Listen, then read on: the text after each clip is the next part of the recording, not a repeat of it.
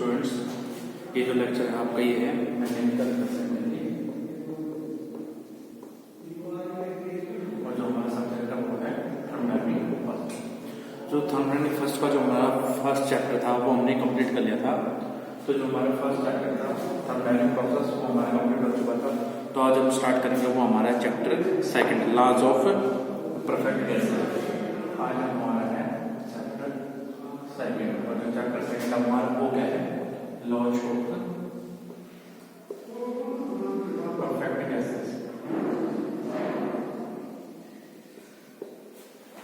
Laws of perfect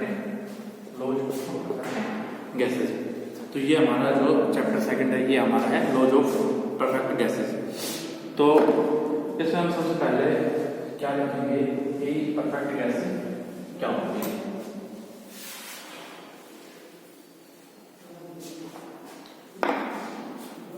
देखो हमारे पास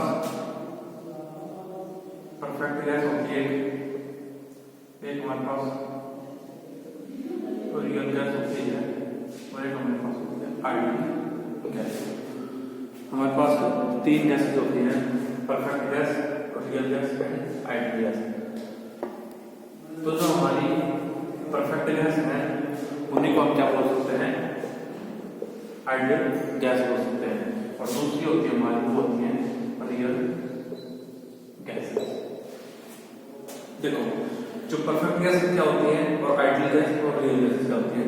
जो परफेक्ट गैस होती है, आइडियल गैस होती है, हम दोनों को सेम कंसीडर कर सकते हैं, लेकिन जो हमारी रियल गैस होती है वो हमारी अलग होती है। तो हम पहले डेफिनेशन देखते हैं कि परफेक्ट गैस क्या होती है। लॉज ऑफ परफेक्ट गैस पढ़ने से पहले हम देखते हैं कि परफेक्ट गैस हमारी क्या होती है।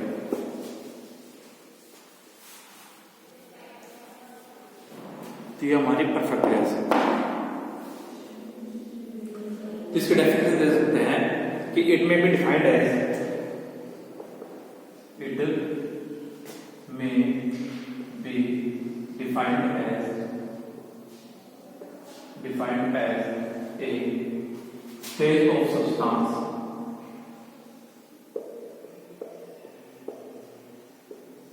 it may be defined as a state of substance whose evaporation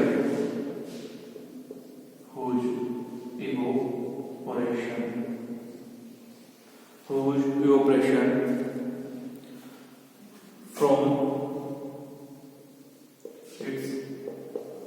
liquid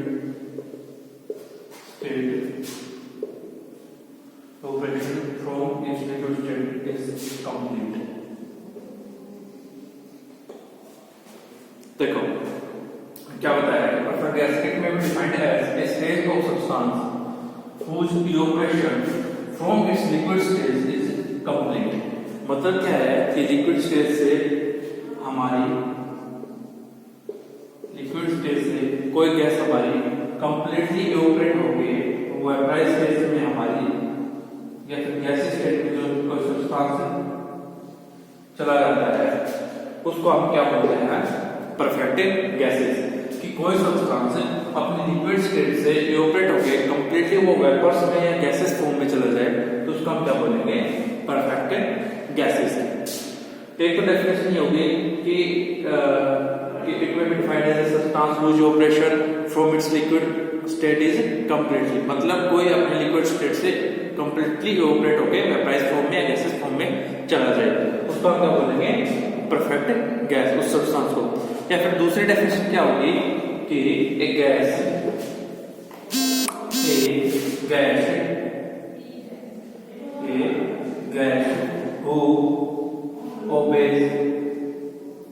who obeys all laws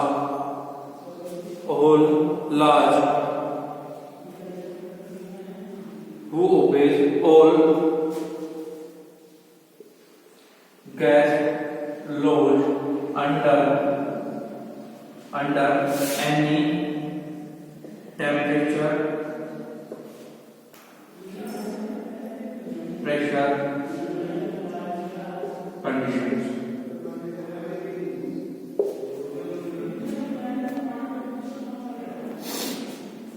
तो सेकंड डेफिनेशन क्या बताएगा कि a gas who obeys all gases law under any temperature pressure condition, मतलब कि अगर हमारा टेम्परेचर कुछ भी दे रखा है, प्रेशर अगर कुछ भी दे रखा है, तो जितनी भी हमारे गैसेस के अलावा है उनको कोई गैस फॉलो करती है किसी भी टेम्परेचर और प्रेशर पे, तो उस गैस को भी हम क्या बोलते हैं, हमारे परफेक्ट गैस और आइडियल गैसेस बोलते हैं। ठीक है, कि जो गैस हमारी सभी गैसेस लोगों ओबे करती है किसी भी टेम्परेचर और प्रेशर कंडीशन पे, तो उस गैसेस को हम क्या बोलेंगे, परफेक्ट और आइडियल गैसेस बोलेंगे। तो ये डेफिनेशन होगी हमारी परफेक्ट और आइडियल गैसेस की। अब दूसरी बात आती है रियल गैस। अब दूसरी बात आती है रियल गैस। तो रियल गैस कौन सी होती है, the gases which present in our atmosphere, the gases which present in our atmosphere,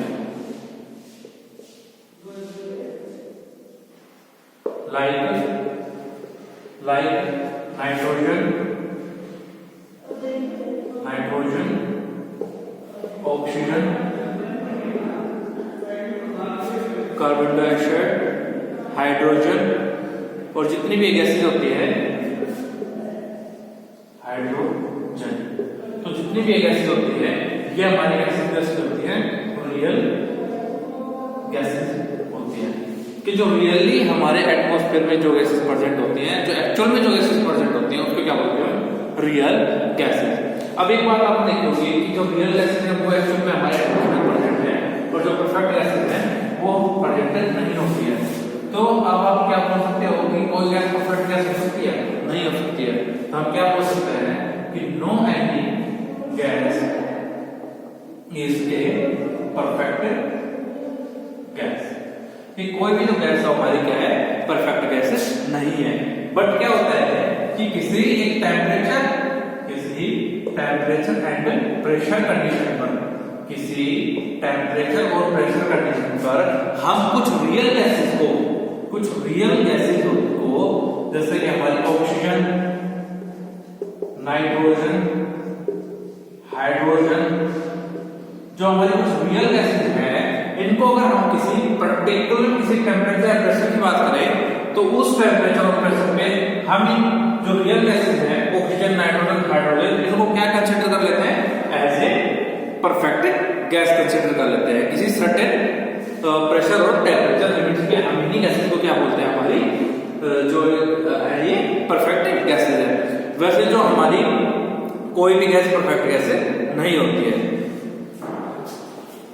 इसके बाद हमारा लॉज ऑफ परफेक्ट गैसेस, कि जो परफेक्ट गैसेस हैं क्या क्या लॉ होते हैं, लॉज ऑफ परफेक्ट गैसेस, कि परफेक्ट गैसेस के हमारे कौन कौन से लॉ हैं। देखो हमारे पास तीन क्वांटिटीज होती हैं या तीन वेरिएबल्स होते हैं जो किसी भी गैस की फिजिकल प्रॉपर्टीज को शो करते हैं। तीन वेरिएबल्स होते हैं हमारे जो किसी भी गैस की फिजिकल प्रॉपर्टीज को शो करते हैं। वो कौन कौन से वेरिएबल होते हैं, पहला वेरिएबल होता है हमारा टेम्परेचर, पहला वेरिएबल होता है टेम्परेचर ऑफ ए गैस, जिसको हम T से डिनोट करते हैं। दूसरा हमारा प्रेशर एक्सर्टेड बाय गैस, कि गैस कितना प्रेशर एक्सर्ट कर रही है, तो वो हमारा क्या, प्रेशर एक्सर्टेड बाय गैस, इसको हम इससे डिनोट करते हैं, P से डिनोट करते हैं। और थर्ड है हमारा वॉल्यूम ऑक्युपाइड बाय गैस, कि गैस ने कितना वॉल्यूम ऑक्युपाई कर रखा है, वॉल्यूम ऑक्युपाइड बाय गैस, कि गैस ने कितना वॉल्यूम ऑक्युपाइड कर रखा है, उसको हम इससे डिनोट करेंगे, V से डिनोट करेंगे। तो ये जो तीन वेरिएबल हैं हमारे कौन कौन से, temperature of gas, pressure exerted by gas and volume occupied by gas. तो ये जो तीन वेरिएबल होते हैं ये किसी भी गैस की जो उसकी कंडीशन होती है, प्रॉपर्टीज होती है, फिजिकल प्रॉपर्टीज होती है, उसको ये क्या करते हैं, शो करते हैं। ठीक है, तो अब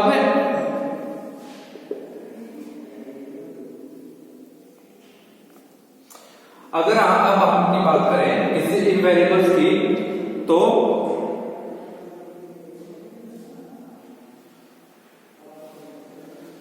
अगर जैसे अगर टेम्परेचर की बात करें, प्रेशर की बात करें, तो इन अलग अलग जो हमारे वेरिएबल्स हैं उनके हिसाब से जो हमारी प्रेफर्ड केसेस उनको बिहेवियर को हम मेंशन कर सकते हैं, और उनको हम क्या बोलते हैं, लॉज बोलते हैं। किसके? गैसेस के लॉज ऑफ प्रेफर्ड केसेस।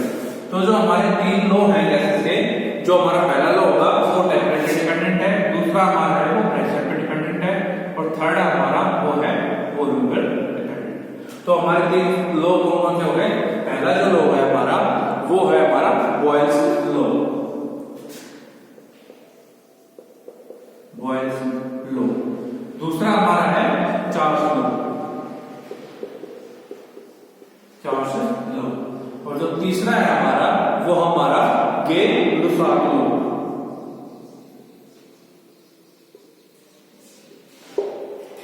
जो थर्ड हमारा वो है गे-लुसाक लॉ।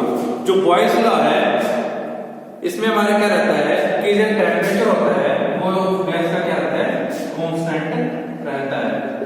जो बॉयल्स लॉ है उसमें हमारा क्या होता है, टेम्परेचर ऑफ गैस हमारा कांस्टेंट रहता है। चार्ल्स लॉ में क्या होता है, जो प्रेशर हमारा होता है, प्रेशर एक्टिवेटेड बाय गैस वो हमारा क्या रहता है, कांस्टेंट रहता है। और जो गे-लुसाक लॉ है इसमें हमारा जो वॉल्यूम ऑफ गैस की वो क्या रहती है, वॉल्यूम ऑफ ए गैस हमारी क्या रहती है, कांस्टेंट रहती है। कि जो अकॉर्डिंग टू बॉयल्स लॉ जो टेम्परेचर ऑफ गैस होगा वो हमारे क्या होगा, कांस्टेंट रहेगा। और चार्ल्स लॉ के अकॉर्डिंग जो प्रेशर जो गैस जो प्रेशर एग्जर्ट कर रही है वो हमारे क्या रहेगा, कांस्टेंट रहेगा। और गे-लुसाक लॉ के अकॉर्डिंग जो वॉल्यूम ऑफ गैस है वो क्या रहेगी, हमारी कांस्टेंट रहेगी। तो सबसे पहले हम बात करते हैं बॉयल्स लॉ की।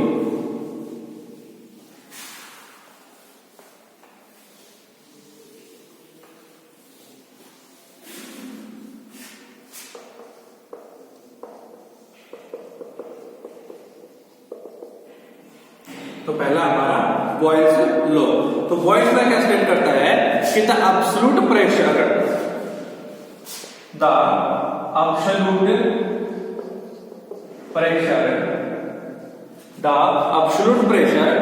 of a given mass of a gas, of given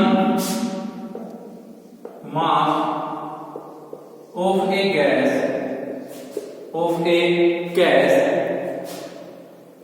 varies inversely, या फिर गैस के बजाय of a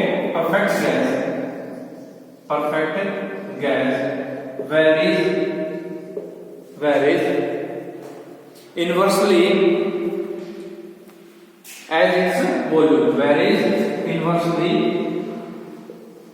as its volume at a given constant temperature, at a given constant temperature। तो जो टेम्परेचर हमारा वो क्या है, कांस्टेंट है। तो जब टेम्परेचर हमारा कांस्टेंट दे रखा है तो क्या कहा कि the absolute pressure of A given mass of A perfect gas, कि कोई परफेक्ट गैस है उसका कुछ गिवन मास है, ये नहीं है कि हमें कुछ एक स्पेसिफाइड मास लेना है, कुछ एक मेजर्ड मास क्वांटिटी लेनी है, कि वो कोई गिवन मास ऑफ ए जो परफेक्ट गैस है वो क्या करेगा, varies inversely as its volume. जो प्रेशर है वो वॉल्यूम के क्या है, इनवर्सली प्रोपोर्शनल है। लेकिन जो हमारा टेम्परेचर वो क्या है, इस कंडीशन में हमारा कांस्टेंट रह रहा है, ठीक है। तो टेम्परेचर वो कांस्टेंट है, लेकिन जो प्रेशर वो इनवर्सली किसके प्रोपोर्शनल है, हमारे वॉल्यूम के इनवर्सली प्रोपोर्शनल है। तो मैथमेटिकली हम इसको कैसे लिखेंगे, मैथमेटिकली हम इसको लिख सकते हैं कि जो हमारा प्रेशर है वो इनवर्सली प्रोपोर्शनल है इसकी वॉल्यूम के। तो P is inversely proportional to its volume. तो अगर हम इसको ऐसे लिख रहे हैं P is inversely proportional to volume, तो हम इसको ऐसे लिख सकते हैं Pv इक्वल टू कांस्टेंट, कि Pv इक्वल टू कांस्टेंट, हम इसको ऐसे लिख सकते हैं। और इसको एक इक्वेशन के फॉर्म में लिखना हो हम क्या लिख सकते हैं, P1 V1 is equal to P2 V2 is equal to P3 V3 is equal to constant, so ठीक है। ये हमारा ऐसे चलता जाएगा, इज इक्वल टू कांस्टेंट। तो जो ये लास्ट इक्वेशन आई है P1 V1 is equal to P2 V2 is equal to P3 V3 इसका हम आगे जो न्यूमेरिकल सॉल्व करेंगे उसमें हम इसका यूज करेंगे। तो ये तो था हमारा बॉयल्स लॉ। उसके बाद जो चॉर्स लॉ है उसको हम करेंगे और गेल्स लॉ है नेक्स्ट